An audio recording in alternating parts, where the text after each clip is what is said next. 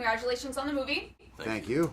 After I watched it, I thought about two things. Okay. One, you have to be really careful who you go on road trips with. Yes. Right. Two, I don't know if I want to get married anymore after seeing what your character kind of thought about marriage. Yeah. So thanks for that. That was one. It was difficult for me to. I actually tried to get them to cut some of that stuff out because it was pretty despicable. Some of the things that he says, and it's a tough. Real? That happens in life. You're right. It does. But it's not fun to sit and watch this movie with your pregnant wife. No.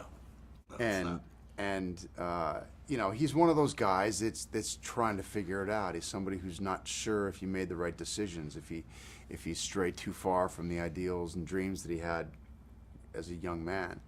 And one of the things that I think he realizes is that he does really love his wife, and he does love his family, and his life is blessed in a lot of ways. And I think there's a lesson in that for all of us. Now, Dan, do you think your character is resentful of his or kind of envious of his? Or maybe a little of both? I think it's a little both. I mean, I think, I've been in this situation before, and I've been in his situation on the other side where you get into a love bubble, with your girl, and suddenly everything kind of drifts away, and then the next thing you know, the two of you are married, and it's 7 years later, and you're like, wait, I haven't hung out with my friends in a while, and I know that I've had some relationships like that where you get so engrossed and you just forget about all else, and that's what I feel like Carter kind of feels like he's been forgotten,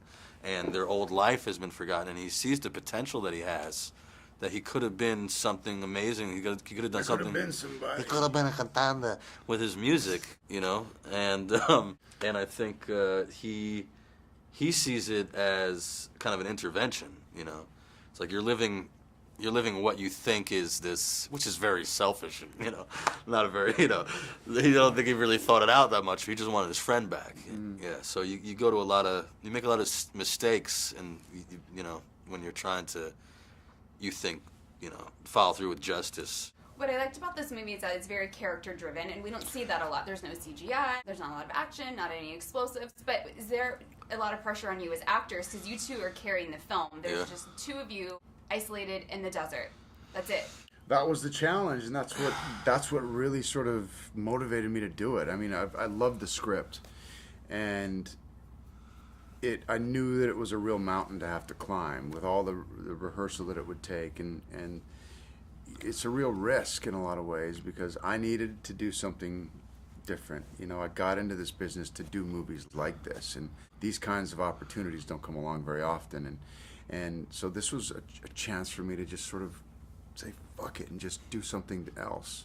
And plus I got to have a mohawk, so that was another big plus. Did you actually cut his hair? Did you do that? We did it in bits and pieces. You'd be amazed at how little hair you can actually cut with a multi-tool scissors. Just tiny little scissors.